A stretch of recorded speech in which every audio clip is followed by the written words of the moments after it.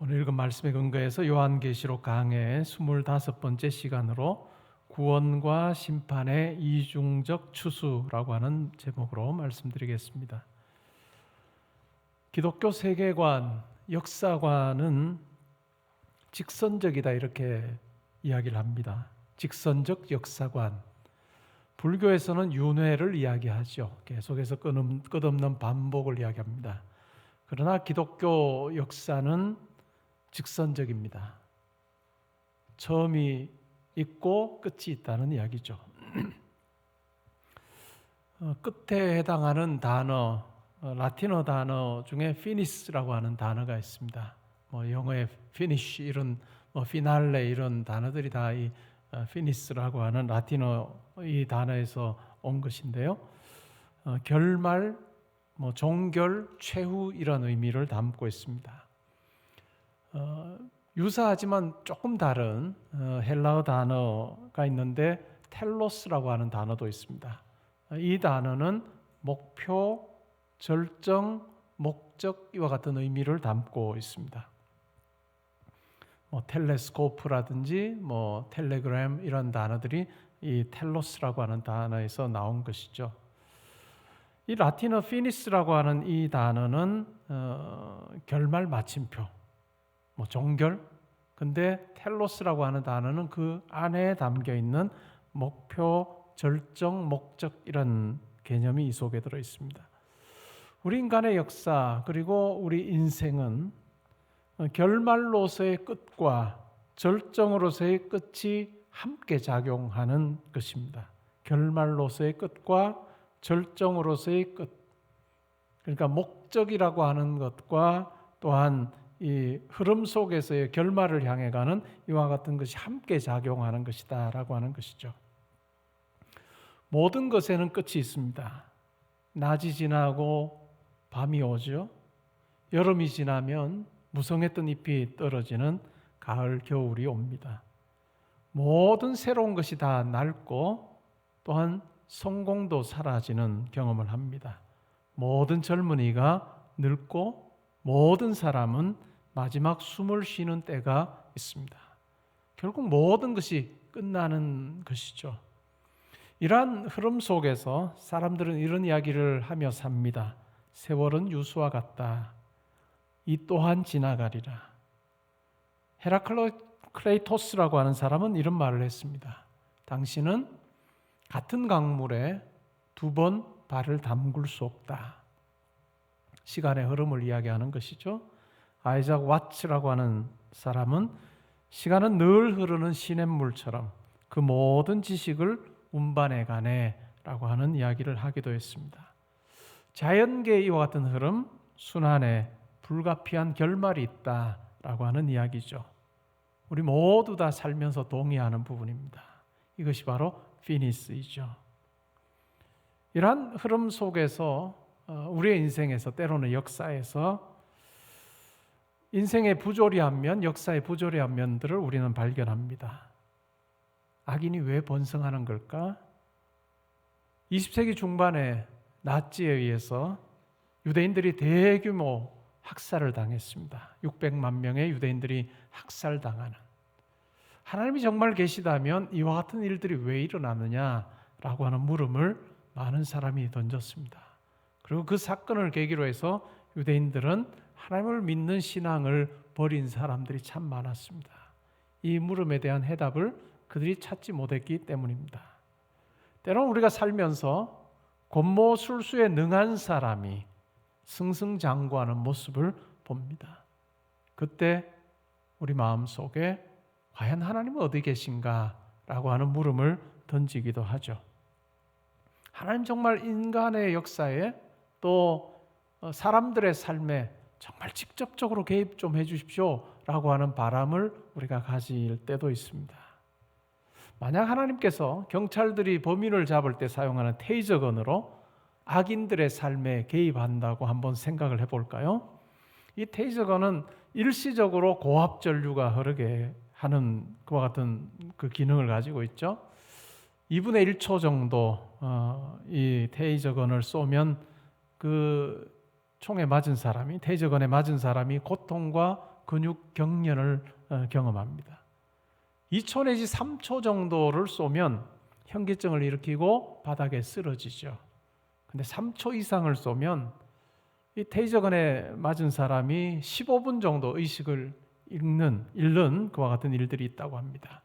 만약에 하나님께서 악인의 삶에 개입하셔서 거짓말을 하면 테이저건으로 2분의 1초를 쏘면, 도둑질하면 2초 내지 3초를 쏘고, 살인을 하면 3초 이상을 쏜다고 우리가 생각해 볼까요? 하나님이 즉각적으로 사람들의 삶에 개입하셔서 악인을 벌하고 또한 악한 생각을 가지는 사람들을 벌한다고 생각해 보면 어떨까요? 이 세상이 어떻게 될까 생각을 해보면, 학대를 당하는 개, 두들겨 맞아서 겁에 질린 개처럼 사람들은 다 주눅들어서 살 수밖에 없을 것입니다. 근데 하나님께서 우리가 그렇게 살기를 원하지 않으십니다. 우리 하나님의 형상대로 지음받은 우리 인간에게 하나님께서는 자유의지를 주셨고, 그 자유의지를 따라 살게 하는 자유를 허락해 주셨습니다. 근데 우리 인간에게 허락된 이 자유의지는 그냥 무한정 자기가 원하는 대로 살아도 아무런 판단이 없는 그와 같은 것이 아니라, 우리가 이 세상 살면서 자유의지를 가지지만 때로는 그 자유의지의 어떤 악한 사용을 통해서 때로는 불의가 득세하는 것 같지만, 그러나 하나님께서는 마지막에 인류 역사를 심판하시고 또한 사람들을 심판하시는 그 궁극적인 심판이 있다라고 하는 사실을 우리는 분명히 기억할 필요가 있습니다. 하나님께서 지금 개입하시지 않는 것처럼 우리가 느껴진다 할지라도 하나님께서는 반드시 마지막 심판자로 분명히 서실 것이다 하는 내용을 우리가 기억할 필요가 있습니다. 인간의 역사에는 피니스만 있는 것이 아닙니다. 인간의 역사의 끝과 절정을 향해 가는 그 과정 속에 하나님의 손길이 분명히 있습니다. 종말로서의 끝에 우리가 도달할 때 그 안에 더 큰 하나님의 목적, 하나님의 계획하심이 무엇이었는지를 우리가 목도하게 되는 같은 일이 있을 것입니다. 오늘 우리가 읽었던 본문이 바로 그 이야기를 하고 있습니다. 오늘 우리가 읽었던 본문에 보면 두 종류의 추수에 대한 이야기이죠. 구원을 위한 추수와 또한 심판을 위한 추수, 이 두 종류의 추수에 대한 이야기를 하고 있습니다. 마태복음 13장에 보면 알곡과 가라지 비유가 등장합니다. 주인이 종을 시켜서 밭에 씨를 뿌리게 했습니다. 좋은 씨를 뿌렸고 밭에 뿌린 씨가 이제 싹이 나고 또 자라기 시작합니다. 근데 밤에 원수가 와서 가라지를 뿌립니다. 결국 이 좋은 씨에서 생겨난 이와 같은 식물과 가라지가 함께 자라죠. 종이 주인에게 말합니다. 이 가라지 우리 다 뽑아버리게 허락해 주십시오 라고 이야기할 때 주인이 뭐라고 이야기할까요? 그냥 내버려둬라. 추수할 때가 되면 가라지 다 묶어서 불에 던질 것이고 알곡은 모아서 곡간에 드릴 거다라고 하는 그와 같은 비유가 있습니다. 마지막 때에 이중적 추수가 있을 것에 대해서 예수님께서는 마태복음 13장에서 말씀해 주셨습니다. 오늘 본문이 바로 이와 같은 내용에 대해서 이야기를 하고 있습니다. 14절부터 16절은 구원을 위한 예수님의 추수에 대해서 이야기를 하죠. 14절 내용 읽어보면 이렇습니다. 또 내가 보니 흰 구름이 있고 구름 위에 인자와 같은 이가 앉으셨는데 그 머리에는 금면류관이 있고 그 손에는 예리한 낫을 가졌더라. 흰 구름 위에 인자와 같은 이 누굴까요? 예수님을 이야기합니다. 온 우주 만물을 다스리시는 예수님. 다니엘서 7장에 보면 예수님께서 이와 같은 일을 행하실 것이다 라고 하는 것을 미리 예언하고 있는데요. 7장 13절 14절에 보면 인자와 같은 이가 구름을 타고 하나님께로 와서 하나님께서 이 인자와 같은 이에게 쇠하지 아니하는 영원한 나라와 권세를 주신다라고 하는 내용이 다니엘서 7장에 나옵니다. 그 예언이 성취된 거죠. 온 우주 만물을 주관하고 다스리시는 예수님, 머리에는 금면류관을 가지신 쓰신 통치자이신 예수님께서 손에 예리한 낫을 가지고 있습니다. 무엇을 위해서 예리한 낫을 가지고 계실까요? 15절에 보면 나옵니다. 또 다른 천사가 성전으로부터 나와 구름 위에 앉은 이를 향하여 큰 음성으로 외쳐 이르되, 이 천사는 자기의 소리가 아니고 성전에 계시는 하나님 아버지의 뜻을 전하고 있는 거죠. 어떤 내용일까요? 당신의 낫을 휘둘러 거두소서, 땅의 곡식이 다 익어 거둘 때가 이르렀음이니이다 라고 이야기를 합니다. 이제 때가 되어 알곡을 추수할 때가 됐다. 여기에 말한 알곡은 뭘까요? 이 곡식, 익은 곡식 이제 추수할 때가 됐다라고 하는 것은 예수를 그리스도로 고백하고 또 하나님을 인정하며 성령과 함께하는 하나님의 백성들의 구원을 이야기를 하고 있습니다. 그러자 16절에 구름 위에 앉으시니가 낫을 땅에 휘두르매 땅의 곡식이 거두어지니라. 이 첫 번째 이 장면은 구원을 위한 예수님의 추수에 대한 이야기입니다.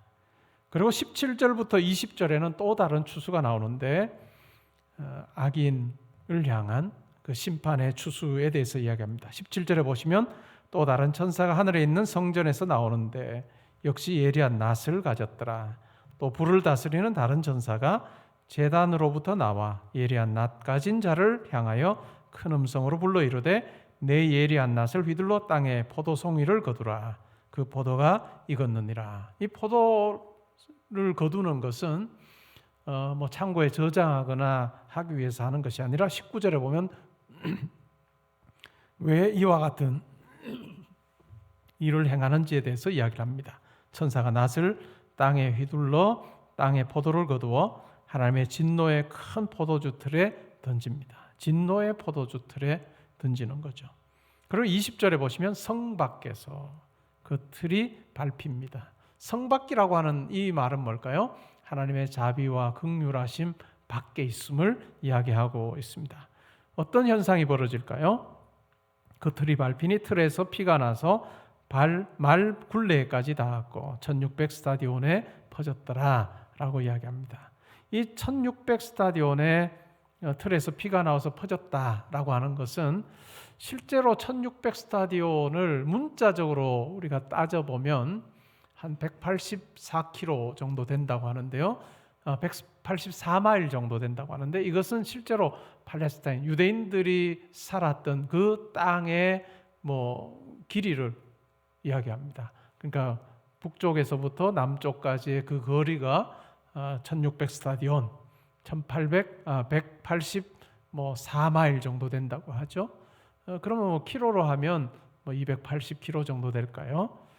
근데 이 1600 스타디온이라고 하는 것은 상징적인 수라고 우리가 생각할 수 있습니다. 우리가 요한계시록을 쭉 살피면서 4라고 하는 수가 상징하는 것이 바로 세상을 상징한다라고 말씀을 드렸습니다. 세상의 네 모퉁이, 그것으로부터 때로는 바람이 분다, 이런 표현을 했는데요. 그래서 이 1600 스타디온이라고 하는 것은 세상을 이야기하는 4 곱하기 4에다가 곱하기 10 곱하기 10 하면 1600이 됩니다. 그래서 이 1600 스타디온이라고 하는 것은 하나님의 심판이라고 하는 것이 얼마나 광범위하게 온 세상에 지금 행해지고 있는가라고 하는 것을 보여주는 의미가 있다라고 생각할 수 있습니다. 우리가 이 두 종류의 추수를 살피면서 이런 생각을 하게 됩니다. 알곡으로서 과연 나는 하나님 앞에 합당한 삶을 살고 있는가? 내 삶에서 합당한 그 모습이 어떠한 것이 사실은 더 있어야 할 것인가? 라고 하는 부분에 대해서 생각하게 됩니다. 또한 하나님 앞에서 내가 버려야 할 악이 무엇인가? 라고 하는 고민도 하게 되죠. 성도의 삶이라고 하는 것은 점진성을 가지고 있습니다. 우리가 예수를 그리스도로 믿는 그 고백을 할 때 성령이 우리 가운데 오셔서 우리의 영을 살리시고 우리의 양심을 깨끗하게 하는 그 같은 일을 행하시죠. 그러나 그것으로 우리가 온전히 깨끗해지지는 않습니다. 점진적인 변화가 일어나는 것이죠.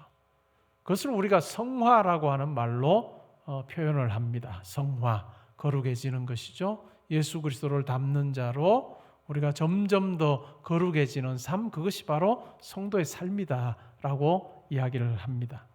우리가 세상 살면서 우리 인생을 살필 때 매우 중요한 것 중에 하나, 내용이 어떤 것이어야 할까요? 내가 얼마나 더 많이 가졌냐, 잘 살고 있냐, 평안하냐라고 하는 것보다 더 중요한 것이 뭘까요? 성도로서 과연 나는 예수 닮는 자로 살고 있는가? 하나님의 성품이 내 인생에서 시간이 이제 더 산 시간이 더 많아지는 만큼 내가 거룩하신 하나님을 닮는 그와 같은 모습을 내 삶에서 지금 찾아가고 있는가, 회복하고 있는가라고 하는 것을 우리는 살펴봐야 할 것 같습니다. 거룩이라고 하는 것은 결국 점진성을 가지고 있다라고 하는 이야기죠. 출애굽을 보면 구약에서 구원을 묘사하는 아주 중요한 사건이 바로 출애굽 사건입니다. 홍해를 건너죠. 애굽에서 종으로 살았던 이스라엘 백성들이 홍해를 건너서 약속의 땅 가나안을 향해 가는 그것이 바로 구원의 내용을 잘 설명하는 것이라 알 수 있는데요. 홍해를 건너는 출애굽 사건은 하루 만에 이루어졌습니다.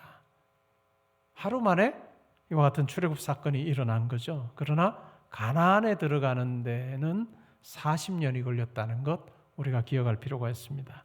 노예 상태에서 자유자의 몸으로 살아가는 그와 같은 것에 익숙해지는 데는 40년이 걸렸다. 변화는 시간을 요할 때가 많습니다. 자유도 시간이 걸리죠. 또한 성품을 형성하는 마음의 습관도 시간이 필요합니다. 개혁이나 정의나 다음 세대로의 이양이라고 하는 것도 시간을 요합니다. 최후의 소망 또한 마찬가지입니다. 그러기에 우리 신앙생활에서 매우 중요한 부분이 있다면 조금씩입니다. 한 걸음씩이고 날마다고 순간순간 내가 하나님 앞에서 어떻게 사는가라고 하는 것이 참 중요합니다. 우리가 외국어를 습득할 때 1만 시간 법칙 이야기를 많이 합니다. 처음에는 영어를 배우거나 독일어를 배우거나 스페인어를 배우거나 할 때 도무지 그 언어가 귀에 들리지 않습니다. 무슨 뜻인지 알지를 못해요. 그러나 한 1만 시간 정도 들으면 그 말이 잘 들린다라고 하는 이야기를 하죠. 그래서 들리고 나면 이제 또 말도 더 잘 나오게 되는 1만 시간 법칙 이야기를 많이 합니다. 이것은 외국어를 습득할 때만 필요한 것이 아니라 피아노를 연주하거나 또 발레 그리고 춤을 추거나 운동을 하는데도 다 필요한 것이라 할 수 있습니다. 또 우리 신앙생활에서는 뭘까요? 신앙생활에서는 사탄의 지배 가운데 살아서 우리의 양심이, 우리의 마음이, 우리의 생각이 죄로 물들어 있던 우리가 예수를 그리스도로 고백하면서 십자가 사건을 통해서 죽은 영이 살아나고 또한 우리의 양심이 깨끗하게 씻기는 그 경험을 한 이후에도 끊임없이 악이 아니라 하나님의 성품을 담는 이와 같은 끊임없는 매일 날마다의 어떤 훈련 또한 이 습관이 우리 가운데 필요하다라고 하는 것입니다. 그럴 때 우리가 더 이상 악을 좇는 자가 아니라 선을 좇는 자로 살 수 있게 되는 변화가 있다라고 하는 것입니다. 그렇기 때문에 하찮은 것, 중요한 것, 지나가는 것, 영구한 것, 이 기준을 놓고 우리 삶을 살필 필요가 있습니다. 내 내면을 살피면서 과연 나는 정말 하나님께서 기뻐하시는 그와 같은 마음 또한 양심, 영혼의 상태를 내가 더욱더 잘 가져가고 있는지를 살피는 것, 그것이 매우 중요한 것입니다. 그러기 위해서 필요한 게 뭘까요? 오늘을 붙잡는 것입니다. 신앙생활은 결국은 오늘을 내가 어떻게 붙잡고 사느냐라고 하는 것에 달려 있습니다. 신앙생활은 결코 교회 안에서 내가 어떻게 기도하고 찬송하고 예배하고 어떤 마음 먹느냐라고 하는, 물론 이것은 매우 중요한 부분입니다. 그러나 이것이 전부가 아니라는 것을 우리는 기억할 필요가 있습니다. 대부분의 우리의 시간을 보내는 교회 밖에서의 내 삶에서 그 오늘에서 내가 어떤 자세로 무엇을 선택하며 사느냐라고 하는 것이 매우 중요하다라고 하는 이야기죠. 심지어 교회에서 대부분의 시간을 보내는 저와 우리 교육자들의 경우에도 마찬가지입니다. 내 오늘을 어떻게 사느냐, 다루어 가느냐라고 하는 것이 정말 하나님께서 기뻐하시는 것 같은 성화를 내가 경험하며 사느냐 아니냐라고 하는 결정적인 요인이 될 수 있다라고 하는 것입니다. 경제학자 E.F. 슈마흐라고 하는 분이 있습니다. 그가 한 강연에서 러시아 이전의 소비에트 연방을 방문했던 경험을 이야기를 합니다. 당시에는 레닌그라드로 알려져 있는 오늘날은 상트페테르부르크라고 하는 도시를 방문한 경험에 대해서 이야기를 합니다. 러시아 이전의 이 소비에트 어떤 상황이었을까요? 이 공산당의 아주 삼엄한 통제 가운데 있었던 시기입니다. 이 슈마흐라고 하는 경제학자가 지도를 들고 이 레닌그라드의 어떤 목표점을 향해서 이동하다가 결국 길을 잃어버립니다. 자기 눈에 보이는 건물을 보니까 바로 눈앞에 둥근 금색의 지붕이 있는 러시아 정교회가 보입니다. 그래서 그 교회를 보면서 지도를 대조를 해보는데 지도에는 자기 눈에 보이는 그 정교회 교회에 그 건물이 표시가 되어 있지 않습니다. 분명 눈에는 보이는데 지도상에는 없는 거죠. 그래서 여행사 직원에게 물었습니다.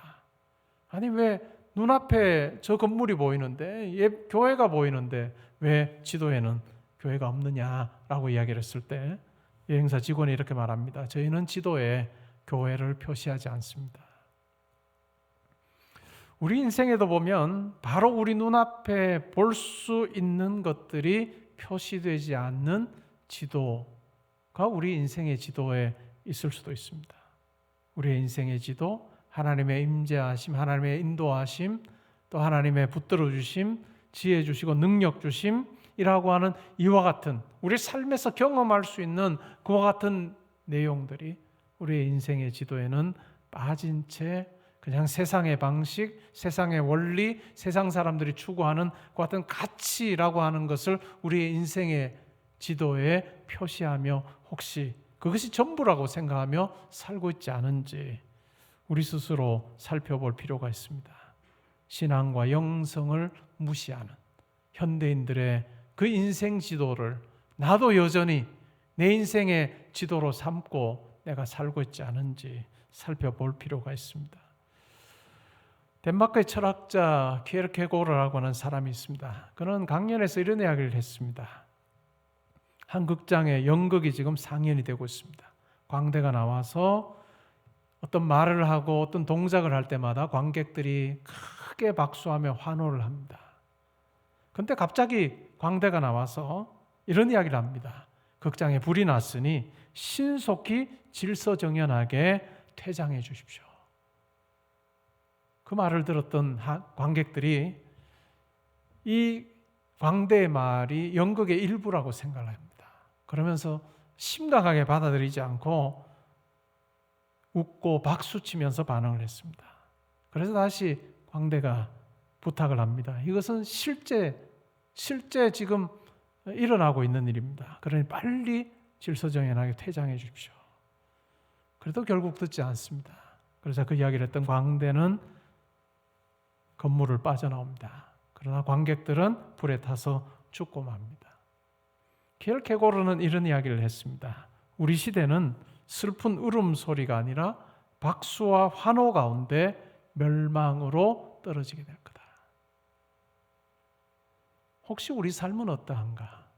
나는 내 인생의 분명한 목적, 목표, 지점을 내가 보면서 그 그림을 내 머릿속에 분명히 그리면서 내가 살고 있는가?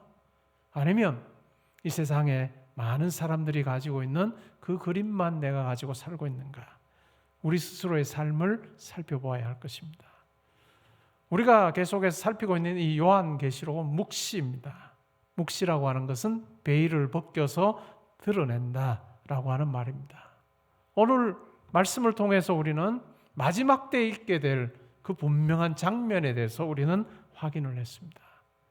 우리 눈앞에 펼쳐지는 이 장면이 우리의 다른 박질에서 매우 중요한 부분이 되어야 될 것입니다.